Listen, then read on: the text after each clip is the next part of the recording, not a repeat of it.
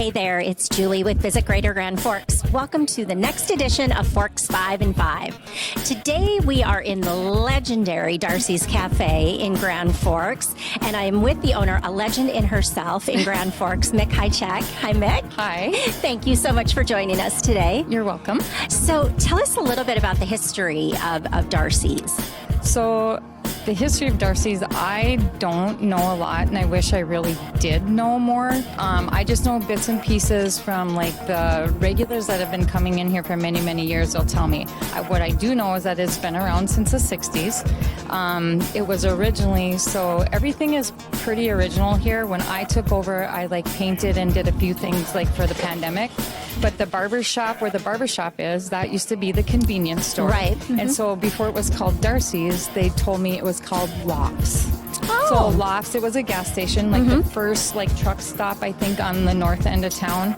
And then where the barber shop is was the convenience store place. And then this was the restaurant. And I mean, a lot of our equipment, there are some that's original. Really? Still from Okay. like back in that day that we can still like use that we haven't got new stuff for. And then I'm not sure when the Fonders that used to own the Bronze Boot took it over. Right. Then that's when it became Darcy's. Okay. So then after that, I have been here, I'm going on my 16th year Wow. of just working here in my 8th year of ownership. Actually, November 1st is when we took over, and I'm actually like, my history on this too. So not only am I, and people think this is really weird, but my business partner is actually my ex-husband. Oh. So we are like have See, always I knew been. you were easy to get along with. We've been best friends forever, and then so it's kind of now our family operation. Our Sure. daughter works for us, Caitlin, and she is like our right-hand person. She does Wonderful. everything, knows every aspect of this restaurant. Back there, line cooking, has learned that. So Tim actually came on full-time last November. He worked at McKinnon, and he was there full-time, but he would come here every day. So once we got going, we just sat and talked about numbers. He felt like it was time for him to just be here full-time and part of it, and it's been like a huge blessing, especially with going through the pandemic, everyone Sure. having problems finding cooks and stuff like that. So just by him coming on, just alleviated stress for all of us to Absolutely. be that, with that. So then when I came here 16 years ago, I was asked by Paul Murphy, who still owns the building, but we own the business. He asked me to come aboard, and I'm like, sure, I'd love to come aboard. I've been in this industry for a very long time. But when I came, I was like, why are you not open weekends? He goes, oh, nobody wants to work. I said, well, I'm only coming if we open weekends, because that is when people really want to come out for breakfast and enjoy that. So it was after probably 16 years ago is when we opened up after the Fonders had it. I think it was closed for 2 years once Darcy had passed, and I think the family had it, and then it was just too much. And then that's when Paul took over, and then he had it like a few years before I came on board to help him. So Wow. So you're coming up on an anniversary then. I am. Congratulations. What made you want to take over ownership and keep Darcy's going? So I have been in this industry I've been in Grand Forks. I moved right out of high school, so I've been here close to 34 years now. And in those 34, I've probably been in this industry close to 40 years. Wow. So Yes. I've just been coming. I started when I lived back home. I started as a waitress then, but then I came back here, and I worked in every job that I've had. I was some sort of supervisor, some sort of management, and I've had tons of huge mentors over the years, and one of my biggest mentors was Bob Montgomery from Southgate. Sure. So I worked for him. I'm kind of like getting emotional about it, but I worked for him for like 11 years. And I was always taught by my parents and stuff too, you give 100% no matter what. No matter what you're doing. Every job that I've had, waitressing or even management job, I've always treated it like it was my own business, and I worked hard. So when I came here and I just kind of worked, and when Paul brought me on board here, he was like, I just want you to run my business because I know you have such a huge following. I know what you do and that. So I did. And then he did not want anything to do with it anymore after he saw it was in control when I came here. Well, then we had a younger cook that he wanted to, I think, leave. And so Paul gave him the opportunity to like own it, but everybody still thought I was like the owner because I was here all the time.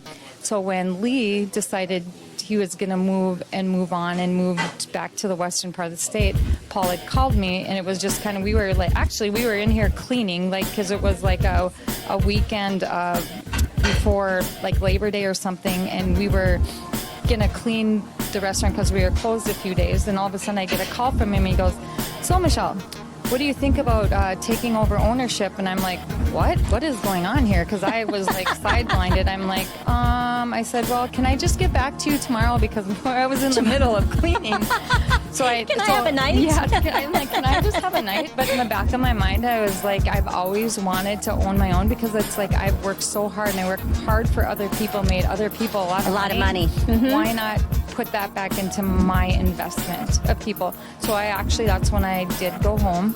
And I had called Tim, and I said to him, hey, this is what the opportunity. And he'd never even been in a restaurant before. And I said, I think this is really something I want to do, because I would just talk to him about everything. And he's like, yeah. He said, well, I've been thinking I want to do something for Caitlin too, because you sit and think about your family too. Absolutely. At that point. And what do you want to do for your family? What is something that you want to do? And Caitlin, when she was 14, she actually started working here with me. She would come here and start waitressing and that. So then I was like, we talked about it, and it wasn't even, Tim and I hung up. Hour later, he calls him back. He said, I think we should meet with them. I think we should do it. I said, you're serious? You want to come on board with me? He goes, yep, let's see. So it was basically a matter of one day, and we're like, let's do it. And it's been like history. History. Has it been easy? Absolutely not. Like, there are things that I have, but I am very hardworking. I'm proactive about everything, and I will not let anything fail. Well, and your reputation in Grand Forks is synonymous with great hospitality and treating people well, and just you're so well known, and people just love you. So I'm guessing that in addition to Darcy's having this fabulous food, of course, but you being that mainstay here, it just keeps people coming back as well. And you got us through COVID too. I did. And I tell you what, that and another story. So, there's probably a video on our Facebook page from that. And I honestly will never, it's always in the back of my mind. I'll never forget that the day that when we were told, by the end of the week, that March, whatever date it was, that we would have to, you could not have customers inside anymore. Right. Like, in your lifetime of owning a business, you would never think that I was going to sit down with my staff. And that day I did. I sat down with them to tell them that, hey, we don't know what's going to happen here. Because when you sit down with your staff on something like that, you would think like, okay, I'm telling them we have 2 weeks and we're going to close the doors. Well, at that point, you had no idea what we were going to do. I remember, yes. So I had just said to them, okay, I said, you know what, we're gonna go with the flow for 1 week. We're gonna see what happens. I said, and then we will adjust. Right. Everybody's hours are still gonna stay the same, and then we will adjust from what happens after the weekend and that. And oh my God, once we did to-goes for that weekend, I was just kind of I was overwhelmed of the community support. And I tell everybody, you cannot ask for better community to live in. And I say that all the time, because I'm like, you know what? People talk and people whatever, but this community supports our local businesses like no other. And I support our community, and I try to go out there and support, donate, and do whatever I can. But that's just the forefront of things. It is. And I don't think you can find a finer community that cares that much about local and how hard the local people work for their community and give back. Very well said. Very well said. What, like we said, Darcy's a legend. It's so iconic in Grand Forks. What do you think makes it so iconic? How long it's been here? I think how long it's been here, but I sit and look at over the 16 years and what has happened. Okay, and you say that I'm legendary and I'm, whatever kind of stuff, but I also had a following. But it also starts with what you take pride in. And I honestly, and I always tell people when I hire them, I am very picky. I'm picky about my staff has to click. Everything has to click. You have to be here to work as a team. It's not just me that makes us, it's my whole team. Absolutely. That makes this place run. And so for us, I don't think before, like I never ate here before I took ownership, so I don't know if the food was homemade or whatever, but we make everything homemade, and everything is consistency. It's homemade. It's the customer service that you get all the time, and then just, I don't know, I'm not sure why it did, but I honestly think that is the reason, because you find that, no, you don't have your mom and pops anymore. Right. So you get people that come in here and they're like, oh my God, you're the best food in the world. In the country. Oh, it is so good. And I do. We have people that travel from all over. We are recommended from everybody in town. So every single day, I see at least 10%, 15% of our customers are new faces. Really? So, well, yes. we bring customers here. Yes. Whenever we have a chance to treat people to lunch or breakfast, we bring them here for sure. And it's so obvious, just being in here, you're at the end of your lunchtime service.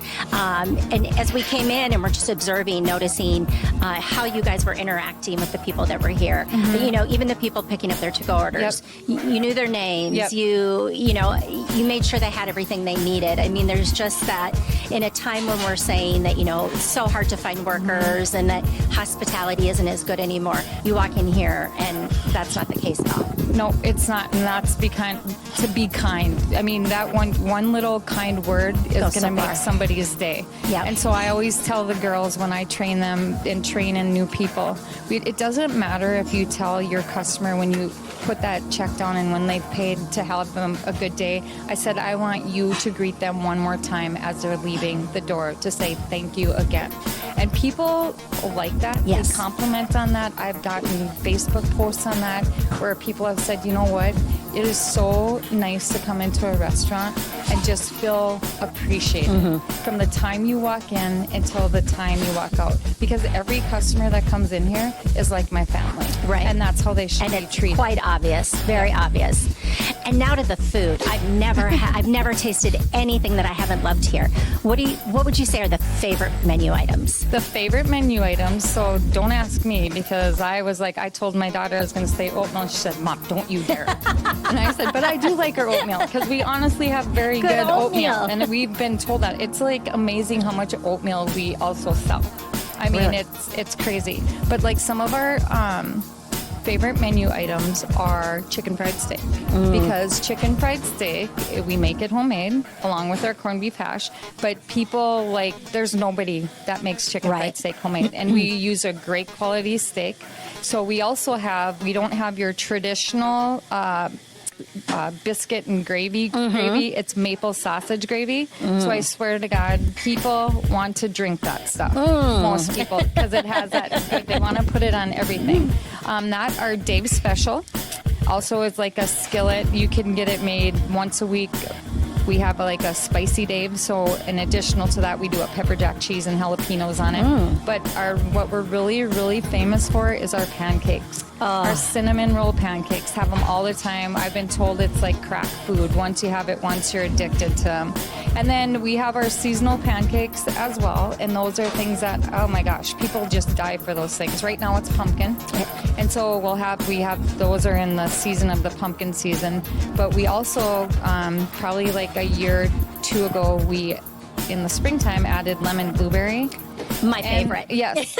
And people I'm not kidding, we can have those on for 4 months and we take them off. When are the lemon blueberry coming back? I'm like, they're not until the springtime. They're like, no, really? I'm like, yeah, sorry. They're my favorite ever. So another thing too is we sell a lot of omelets, because our omelets are picture perfect omelets. Our eggs are fresh eggs. We get them from Forest River. So it's all of our food is fresh and homemade all the time. So that's why it's very, when people recommend or ask me to recommend, I'm like, all of our food, it just depends on what you're hungry for. Do you want more eggs, or do you want more potatoes? And that comes along with our meals that we serve during the week, our dinners, because we do homemade, it's meatloaf, mashed potatoes, gravy.